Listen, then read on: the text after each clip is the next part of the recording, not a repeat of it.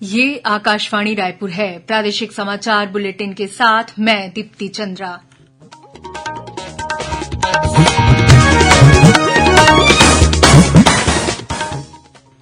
और अब पेश है आज के मुख्य समाचार। प्रधानमंत्री ने विकसित भारत 2047 युवाओं की आवाज पहल की शुरूआत की। कहा कि यह भारत के लिए सही समय है और युवाओं को इस अमृतकाल का उपयोग विकसित भारत के लिए करना चाहिए। राजधानी रायपुर स्थित राजभवन में भी कार्यशाला का आयोजन किया गया। राज्यपाल ने कहा कि भारत को विकसित बनाने के लिए मिशन मोड में काम करने की आवश्यकता है। प्रदेश के नवनियुक्त मुख्यमंत्री विष्णुदेव साय और प्रदेश भाजपा अध्यक्ष अरुण साव ने आज वीडियो कॉन्फ्रेंसिंग के माध्यम से पार्टी के बूथ स्तर के कार्यकर्ताओं के साथ बैठक कर जीत की बधाई दी। और सुकमा जिले में माओवादियों द्वारा लगाए गए आईईडी में विस्फोट होने से 2 जवान घायल। अब समाचार विस्तार से। प्रधानमंत्री नरेंद्र मोदी ने आज विकसित भारत 2047 युवाओं की आवाज कार्यक्रम का वर्चुअल शुभारंभ किया। इस मौके पर प्रधानमंत्री ने कहा कि भारत के लिए यह सही समय है जब युवाओं को विकसित भारत बनाने के लिए इस अमृतकाल का उपयोग अवश्य करना चाहिए। श्री मोदी ने कहा कि भारत के इतिहास में यही वह अवधि है जब देश एक बड़ी छलांग लगाने जा रहा है। उन्होंने युवाओं से एक विकसित भारत बनाने की दिशा में काम करने का आग्रह किया। उन्होंने कहा कि युवाओं का लक्ष्य और संकल्प इस उद्देश्य को ध्यान में रखते हुए होना चाहिए। श्री मोदी ने देश भर के राजभवनों में आयोजित कार्यशालाओं में विश्वविद्यालयों के कुलपतियों, संस्थान प्रमुखों और संकाय सदस्यों को भी संबोधित किया।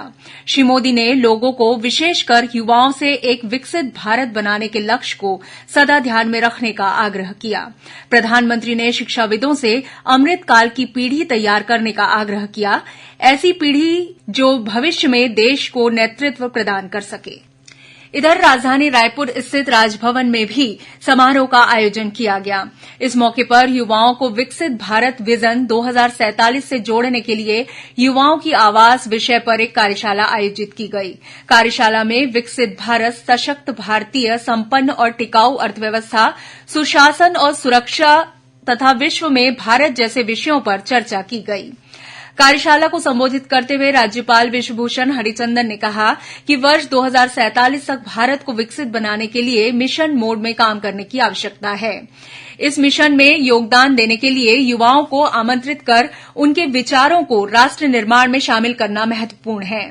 इस बारे में विश्वविद्यालय के शिक्षाविदों को विचार करना चाहिए। राज्यपाल ने कहा कि यह भारत का अमृतकाल है। पिछले कुछ वर्षों में समग्र शिक्षा और विश्वविद्यालयों, आईआईटी, आईआईएम, मेडिकल और नर्सिंग कॉलेज, कौशल विकास तथा अन्य कई योजनाओं तथा नीतियों के माध्यम से सामाजिक और आर्थिक ढांचे में बड़े पैमाने पर विस्तार हुआ है।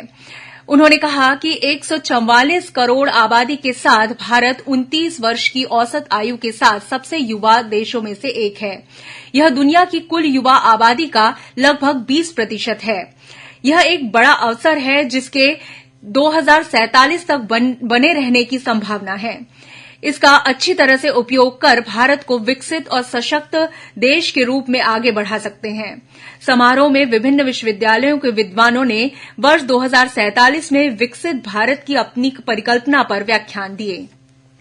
मध्यप्रदेश में पूर्व उच्च शिक्षा मंत्री और भाजपा नेता डॉक्टर मोहन यादव राज्य के नए मुख्यमंत्री होंगे।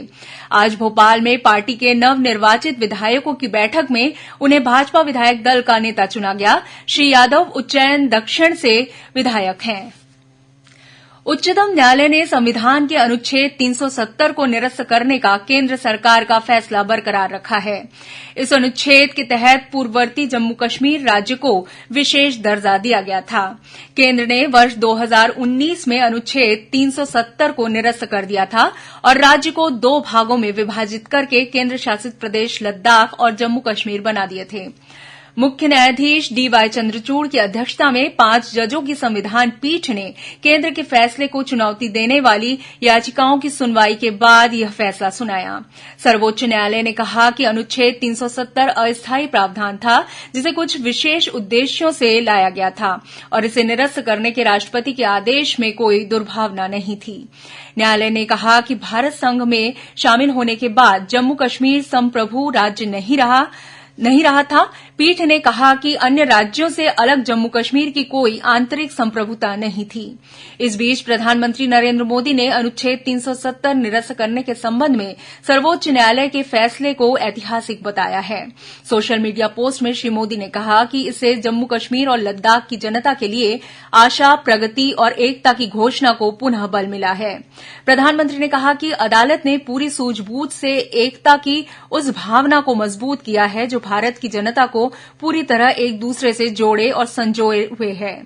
इधर छत्तीसगढ़ के नवनियुक्त मुख्यमंत्री विष्णुदेव साय ने सुप्रीम कोर्ट के फैसले को ऐतिहासिक बताया है। उन्होंने कहा कि यह फैसला भारत की जीत है। श्री साय ने कहा कि यह जम्मू कश्मीर और लद्दाख के लोगों के लिए आशा, प्रगति और एकता की एक शानदार घोषणा है। उन्होंने कहा कि यह सिर्फ कानूनी फैसला नहीं है, यह एकजुट भारत के निर्माण के लिए सामूहिक संकल्प का प्रमाण है। प्रदेश के नवनियुक्त मुख्यमंत्री विष्णुदेव साय और प्रदेश भाजपा अध्यक्ष अरुण साव ने आज वीडियो कॉन्फ्रेंसिंग के माध्यम से पार्टी के बूथ स्तर के कार्यकर्ताओं के साथ बैठक कर जीत की बधाई दी। इस मौके पर श्री साय ने 25,000 से अधिक कार्यकर्ताओं को उनके परिश्रम के लिए धन्यवाद दिया। साथ ही उन्होंने इन कार्यकर्ताओं को परसों 13 दिसंबर को राजधानी रायपुर के साइंस कॉलेज मैदान में आयोजित होने वाले शपथ ग्रहण समारोह में शामिल होने के लिए आमंत्रित किया। इससे पहले प्रदेश के नवनियुक्त मुख्यमंत्री विष्णुदेव साय आज सुबह राजधानी रायपुर के वीआईपी रोड स्थित भगवान श्री राम मंदिर पहुंचे। इस दौरान श्री साय ने भगवान श्री राम, माता जानकी, हनुमान जी और शिव जी की पूजा अर्चना कर छत्तीसगढ़ के चहुमुखी विकास और प्रदेशवासियों की सुख समृद्धि की कामना की।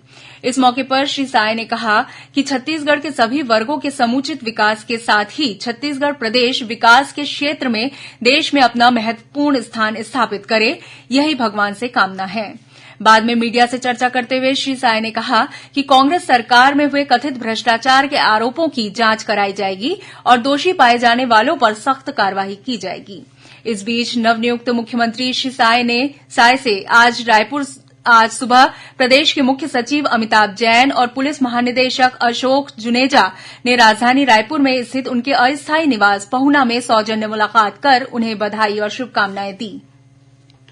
भारतीय जनता पार्टी विधायक दल के नेता चुने गए पूर्व केंद्रीय मंत्री विष्णुदेव साय के शपथ समारोह की तैयारियां शुरू हो गई है। रायपुर कलेक्टर डॉ सर्वेश्वर नरेंद्र भूरे ने आज साइंस कॉलेज मैदान में शपथ समारोह स्थल का जायजा लिया। उन्होंने मुख्य मंच सहित अन्य महत्वपूर्ण अतिथियों के लिए बनाए जा रहे मंच और बैठने की व्यवस्था की जानकारी ली तथा अधिकारियों को जरूरी निर्देश दिए। शपथ समारोह 13 दिसंबर को होने की संभावना है। समारोह में प्रधानमंत्री नरेंद्र मोदी, केंद्रीय गृह मंत्री अमित शाह, भाजपा के राष्ट्रीय अध्यक्ष जेपी नड्डा सहित अन्य राज्यों के मुख्यमंत्रियों के अलावा भाजपा के अनेक वरिष्ठ नेताओं के शामिल होने की संभावना है। गौरतलब है कि श्री साय राज्य के चौथे मुख्यमंत्री होंगे। इससे पहले अजीत जोगी, डॉ रमन सिंह और भूपेश बघेल छत्तीसगढ़ के मुख्यमंत्री रह चुके हैं।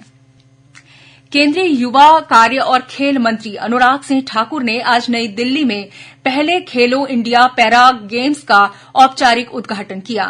इस अवसर पर श्री ठाकुर ने कहा कि यह आयोजन हमारी खेल भावना का सिर्फ एक जश्न नहीं है, बल्कि यह एक ऐसी रोशनी है जो भारत में समावेशिता और सशक्तिकरण लाएगी। उन्होंने कहा कि खेलो इंडिया पैरा गेम्स प्रधानमंत्री के खेलोगे तो खिलोगे दृष्टिकोण को दर्शाएंगे। 8 दिन के इस आयोजन में सेवा खेल नियंत्रण बोर्ड सहित 32 राज्यों और केंद्र शासित प्रदेशों के 1,400 से अधिक खिलाड़ी भाग लेंगे। ये पैरा एथलीट निशानेबाजी, तीरंदाजी, athletics, football, badminton, table tennis, भारोत्तोलन सहित 7 स्पर्धाओं में भाग लेंगे। इन खेलों का उद्देश्य महत्वाकांक्षी पैरा एथलीटों को पैरा खेलों में करियर बनाने और कौशल दिखाने का अवसर उपलब्ध कराना है। सुकमा जिले में माओवादियों द्वारा लगाए गए आईईडी में विस्फोट होने से 2 जवान घायल हो गए हैं। घायल जवानों को अस्पताल में भर्ती कराया गया है। मिली जानकारी के अनुसार जिले के किस्टाराम थाना क्षेत्र के डब्बा मरका कैंप से जुड़ा जिला पुलिस बल, कोबरा बटालियन और सीआरपीएफ के जवान तलाशी अभियान के लिए निकले थे। इस दौरान सलातोंग के पास माओवादियों ने आईईडी विस्फोट कर दिया, जिसकी चपेट में आने से 2 जवान घायल हो गए।